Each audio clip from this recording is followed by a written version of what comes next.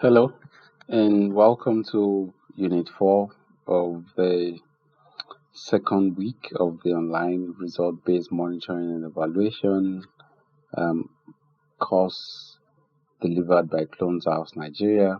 This is apparently the fourth unit, which is the last unit actually for this week, too. Um, yes, in Unit 1 of the week, we've talked about data types and forms, data sources, and in Unit 2, we looked at, yes, designing quantitative data collection instruments, which basically is designing a questionnaire. And in the third unit, which was Unit 3, um, we looked at developing a qualitative data collection instruments, and also trying to know what qualitative data collection instruments is, looking at the different means of it, and we talked likely about qualitative interviews, then group methodology interviews, and the last one was, yes, observation techniques that can be used by evaluators. Welcome to Unit 4. We will be discussing sampling and sampling methodology. Um, just quickly to state that we won't be going deep into the statistics part of it, which is randomization. I think we discussed this in the introduction to the course. We're not going to discuss randomization in terms of the calculation aspect in deep in this course. If you're interested in that, Cloneshouse Nigeria offer randomization as just one course on its own.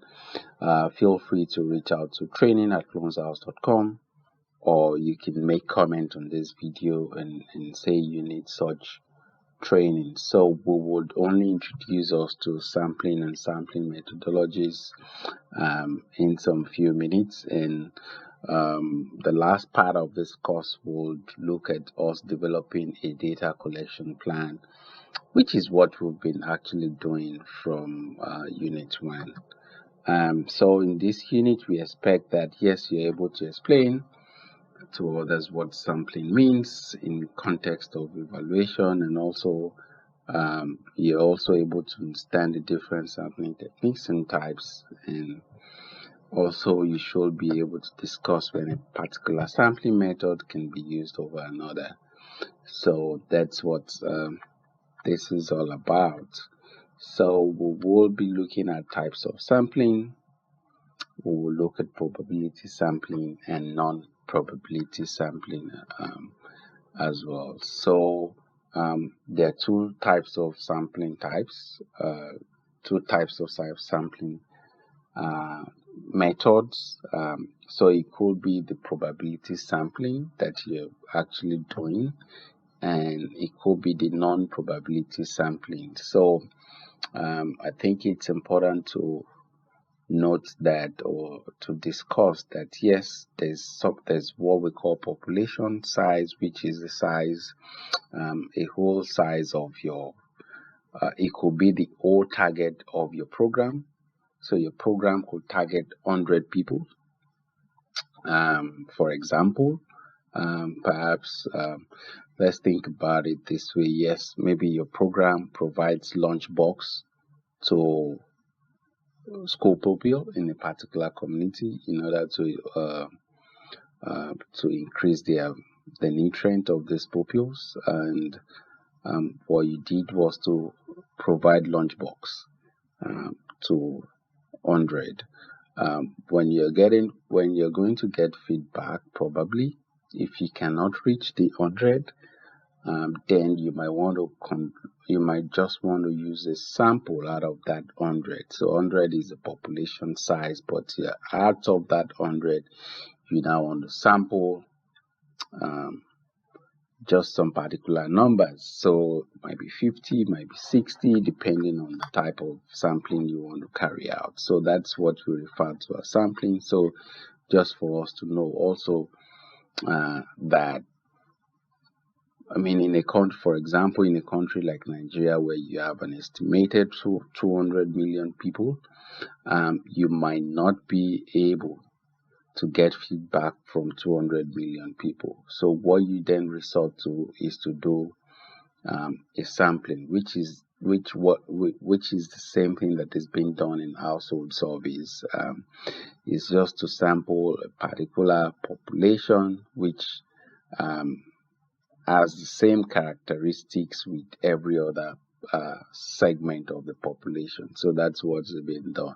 So that's just to explain what sampling is all about. So you could have probability sampling method, which actually utilizes some form of random selection of people. So just like I just explained now, there are 100 beneficiaries, and out of them, yes, you want to pick out of those 100 systematically, randomly. Randomly means that, yes, you are not just picking anyhow, but you're picking people that have the same characteristics with those that you're not actually picking. So if you pick 50 out of 100, what it means is that the 50 you're actually picking would have the same characteristics as the 50 that you have left out of your, for example, administering questionnaire to. So that's probability sampling. Non-probability sampling definitely does not care about the accuracy. So that will be the accuracy.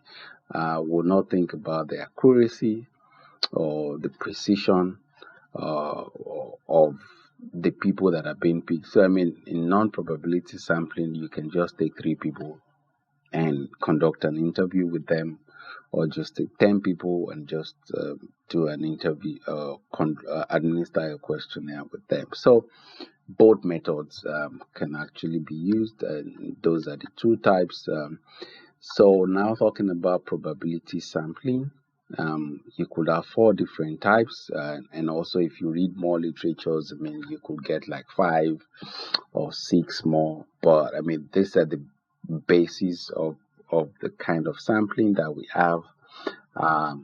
So you can have simple random sampling, which is the simplest form of sampling that is being used in lotteries and all. You can have proportional stratified. You can have stratified random sampling, which is now being divided into 2. You have proportional stratified random sampling, and you have disproportional stratified random sampling.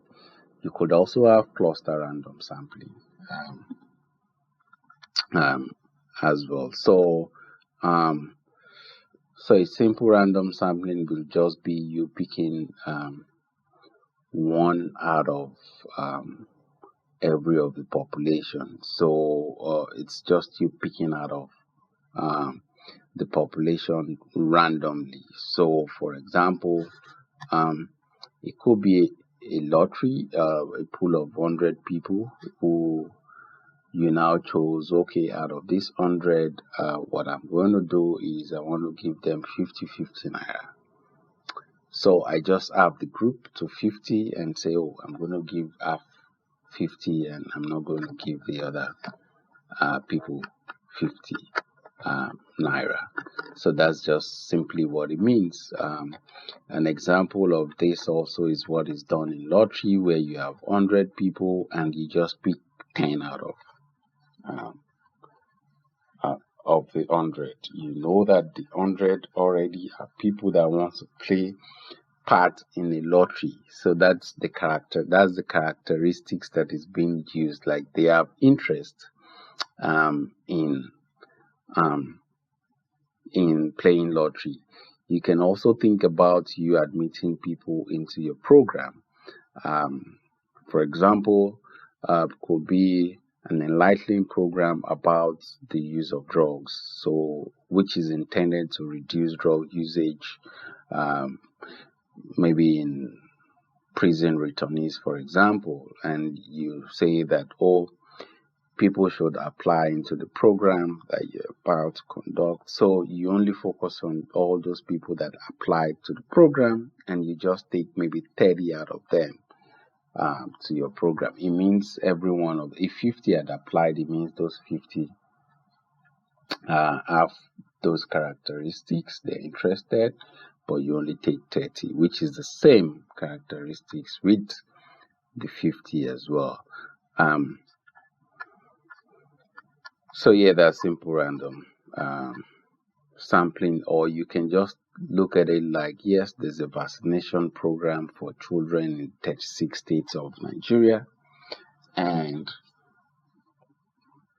what you just want to do is look at, you can just think about, okay, I'm going to take from each, I'm just going to take randomly 10 newborns or 100 newborns in the month of January, for example. I mean, all of them are newborns, but you just want to take newborns. So it's the simplest of sampling that can be done. Then you have the stratified. So you have the proportional stratified random sampling. So think about, yes, the vaccination program again.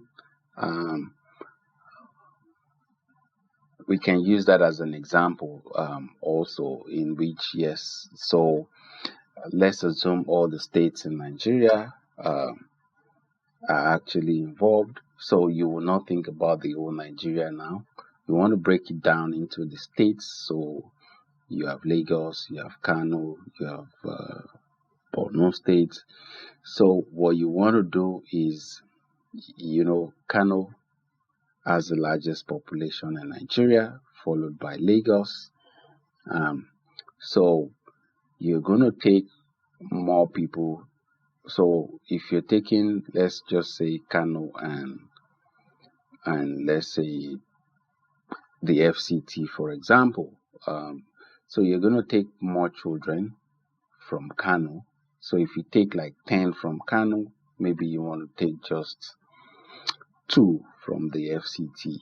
So you use the population size also to draw your stratum and make sure it's proportional to the population size that you have. At times, this is also used in household surveys. I think the 2018 household surveys had more people from Kano and Lagos. So that's an example of it. So you can also think about your program maybe in 4 communities, and you think about this community has more people in our program, so the number of people you will sample from that community will be much more than the others. That's just what proportional stratified random sampling means. And disproportional means that, in the vaccination program, for example, we will take just two children from each of the states, regardless of the population size. So you can think about it in that manner. And I think a vivid example of this is how the upper house chamber of the National Assembly of Nigeria is being structured, whereby you have 3 senators from each state. You have 3 senators from each state. So you can think about it like that, making them 109. So three senators from each state. It regardless of the population size.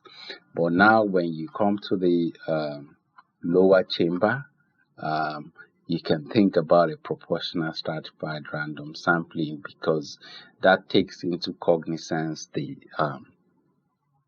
local government size of each state. So that is now being used to admit the number of representatives actually that are in the lower chamber. So you could think about those two to describe it. Yes, so the last kind of sampling you can do is to just do a cluster random sampling, which in essence means that, yes, at first you will first just do a random sampling. So in the vaccination program, what you just do is, yes, just take children, newborns. Then from the newborns, you just randomly pick newborns. You could do a lottery to pick them. Then That's the first phase. In the second phase, you now start looking at the characteristics of the newborns that you've picked. Um, so if you just want 10 O positive, 10 O minus, 10 A plus, so I mean you could go ahead and or babies with white eyes, or so depending on the interest of the evaluator. So you now go a second step and try and cluster uh, the newborns that you want to test or do evaluation on. Then you pick out of each one of them. So could be newborns that are so you could pick newborns based on their size, based on their height at birth, and then administer your your evaluation based on that. So um, those are examples of probability sampling, which in essence is using randomization approach. So you could have a simple random sampling. You could have stratified random sampling, which is now divided into two, the proportional and disproportional. You could have a cluster random sampling as well. On the other side of things is the non-probability sampling. So you do not need to randomize. So you can have a non-systemic sampling and also a systemic sampling in that manner. So a non-systemic sampling is just you just going out and just stop picking people in a particular program and just speaking to them. So this kind of sampling is mostly done by journalists. Yeah, I mean they just talk to anyone, maybe on the streets, a beneficiary of a program. You just pick the person, and you want to get response from it. So that's a non-systemic probability sampling, and then that's a non-systematic, and you also have systematic non-probability sampling. So actually this is systematic and not non-systematic. Apologies for that. So and you can have four different types of it. Quarter samples. So you can have quarter sampling, which necessarily is the evaluator just picking people from, for example, certain age, certain gender, or certain profession. So you might just want to be focused on age in a program. You just want to focus on those that are 30 to 35, for example. Might be your area of focus. So that's quarter samples. Extreme cases involves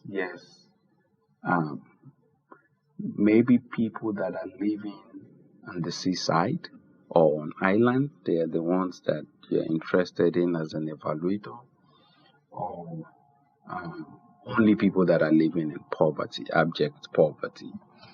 So those are some extreme cases.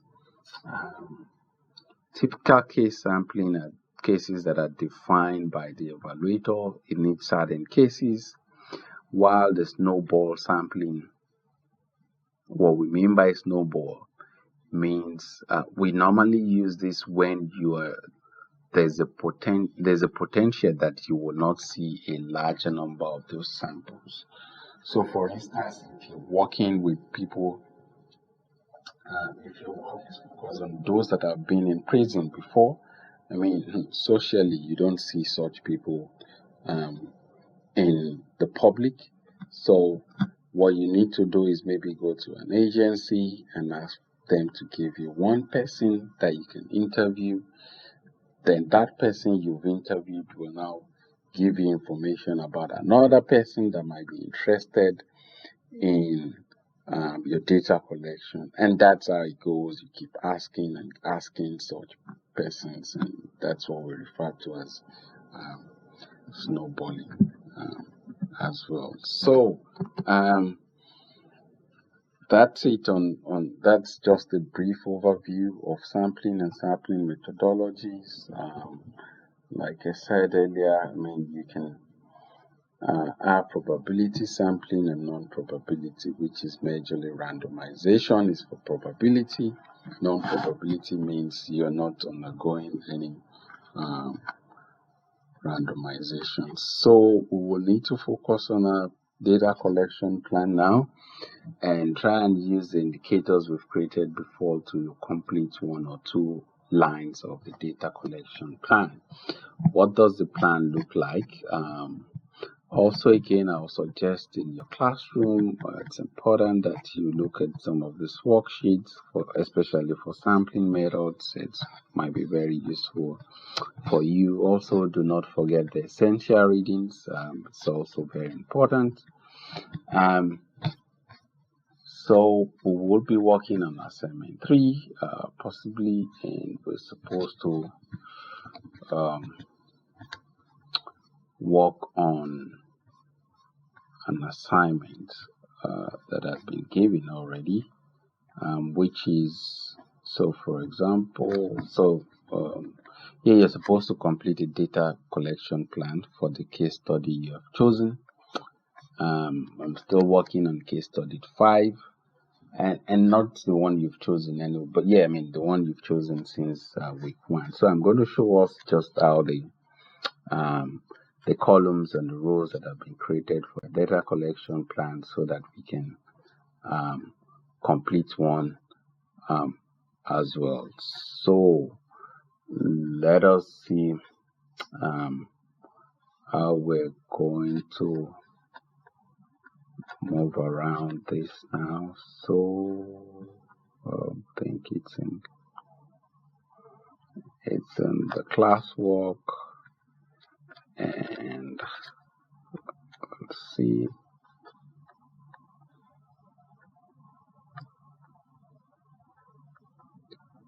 Assignment 3. Yes, so let me just make a copy of this. Okay, so that I don't work on this, because this is what every student will get. So I'm going to make a copy of it and just say facilitation copy.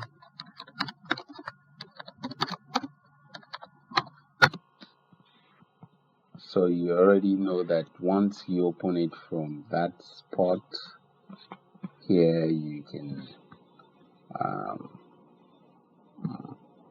okay, so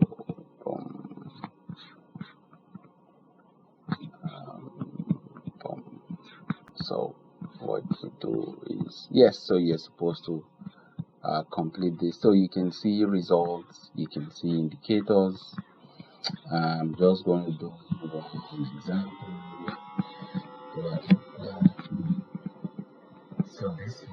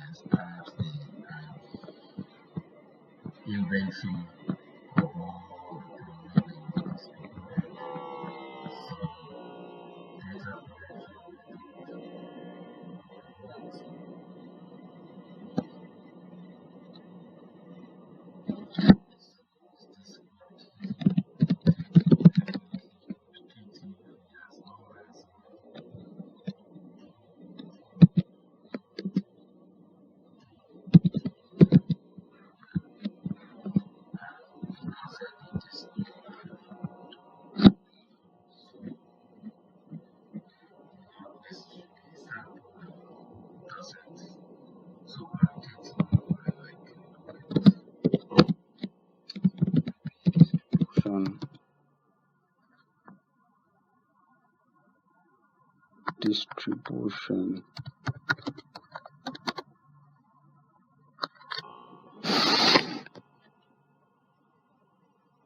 register. If they have a particular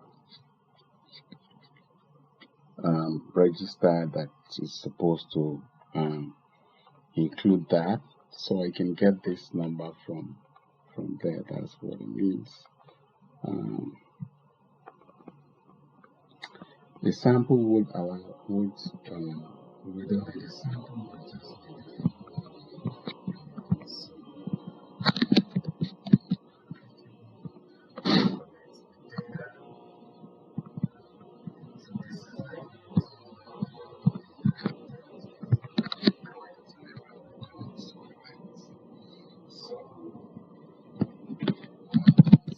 is weekly. No, okay, this can be weekly, and it means your team members collect this data weekly. That's what it means. If you're part of the project, if you're a monitoring and evaluation officer, but this changes if you're just an evaluator after the program has ended. So that's the dimension as well. So who collects data? We can say the M&E officer. It changes if it's an external evaluator that is working in here, which means this has been concluded. So, but it needs this to know. It needs this spreadsheet to know that, oh, I should be able to get this data from the M&E officer. So I hope you get that. It's been collected weekly. Don't forget this is a plan document. Let's look at maybe an outcome kind of data. The ones we worked on. Yes, percentage of household using chlorine to purify.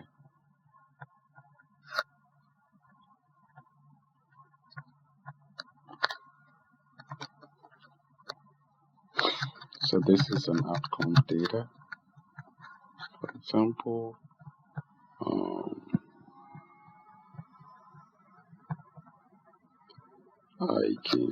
who can answer the question?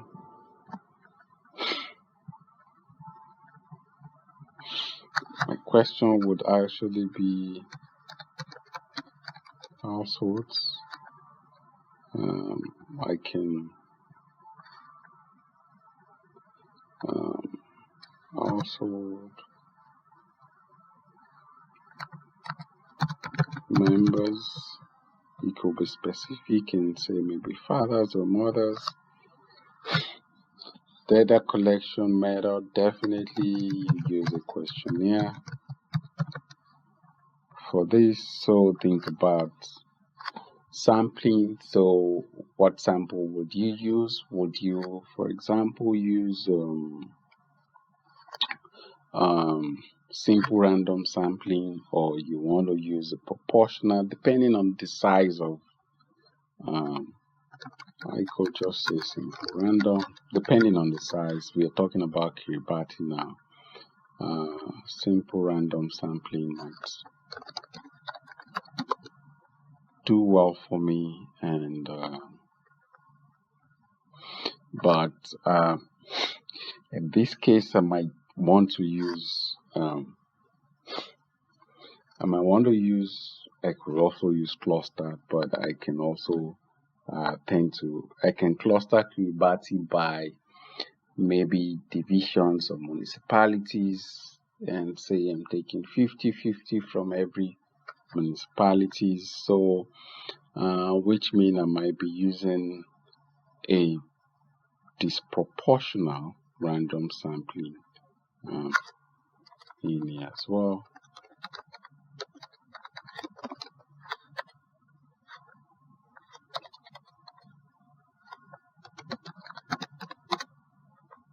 Stratified. So it depends on how the program itself looks like, and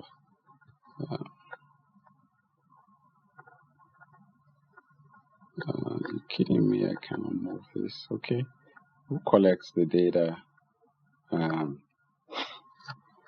Maybe enumerators.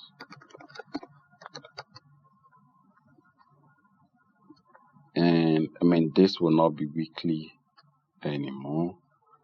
We're talking about an outcome related data. So this could be yes after the project has ended, or you want to think about it. Oh, let's do a midline, just to keep things safe. But if it's an external evaluator, then this is an expose, which means after the project.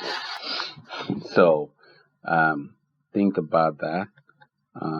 Let's also look at in a smaller way. You could actually just say maybe 100 in here where you have sample. You could say 100 out of the population will be sampled as well. So, but let's go to our indicators, and we can, don't forget, we also have non-numerical indicators. So let me use this cases of the rare prevalence in our household. So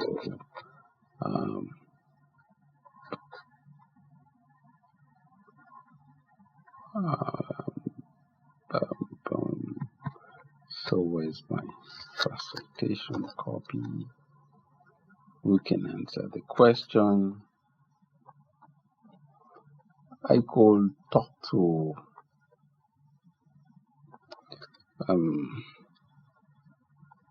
maybe a community health-based worker.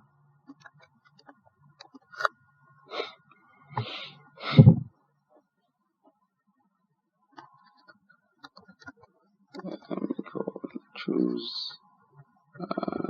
This is definitely via call a semi-structured interview.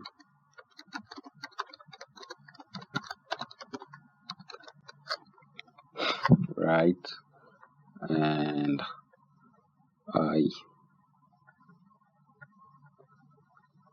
sampling here is definitely non-probability, or you can just think about, yes, I need these people. Could be systematic, non-probability. We can then be specific. Yeah, remember we have typical cases. So typical cases, which is that it's the evaluator that decides who he wants to speak to, who will be useful. This is the changing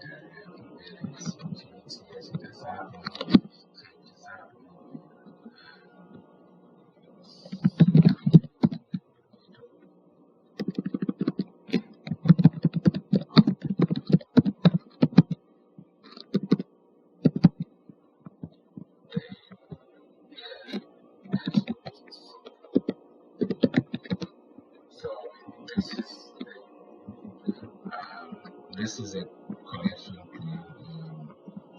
Normally, I can tend to start making this to come from. So,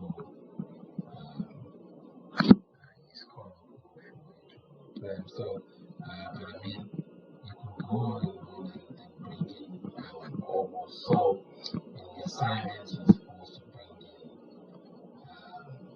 all everything on the tables as you have here.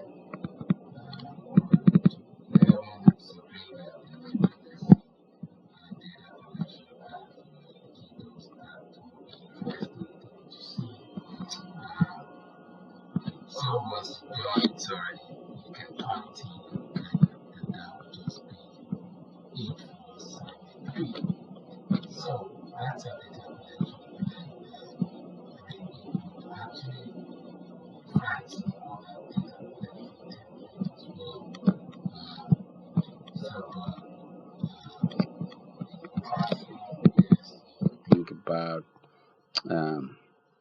Not to forget that there's also a worksheet. Oops. So let me work on this again and see.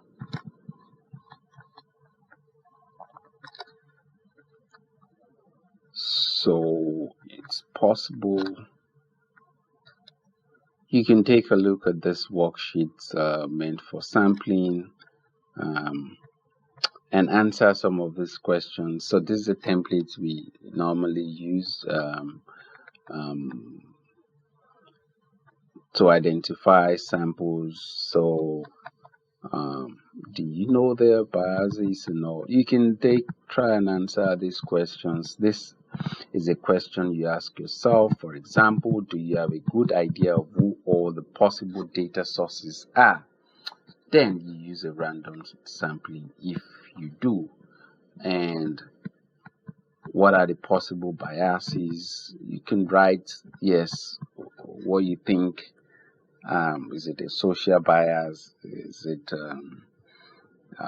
bias of completeness of data, or a bias of the evaluator that will be asking the questions? How much time and resources can you dedicate? If the resources available, let us know. And what are the implications for the analysis? So this is where you start thinking about the accuracy, the completeness of the data, the validity of it, the relevance, the reliability of it, which are part of the things we will look at in next week when we're looking at data analysis planning. But it's important we know this here. Stratified, we've talked about systematic sampling. Time sample actually means that yes, you decide to do a longitudinal kind of research. So every year you shift the sample you're working on. So if you take 50 out of a population this year, you take 50 next year, and maybe in 2013 you take another 50. That's what time sampling means. Or it might be in a year as well. There's snowball, we've talked about this. Then there's convenience sample, which convenience is just like your non-systematic sampling. Yes, so you do not have resources to go and find a sample, or you want to test your data collection instrument before beginning real data collection. You can use this. So like I said, it doesn't require you to do random sampling. So I mean, this is a type of sampling. So you can think about this and use this template to determine the sampling technique that you're going to be using. That's a very useful worksheet. I can tell you that. So yes, that takes us to the end of week 2. Do not forget to make comments, suggestions about the work that you about this particular video, about this unit, so we can have a discussion. Most importantly, do not forget to send in your feedback on week 2. This will definitely allow us to improve on the quality of not only week 2 but also the future classes, online classes that we'll be having. We definitely hope that this is useful or has been useful to your work as an M&E officer, or as an evaluator, or as an attending evaluator as well. Without further ado, I mean, say thank you again for listening and watching this. I wish you all the best in your assignment as well.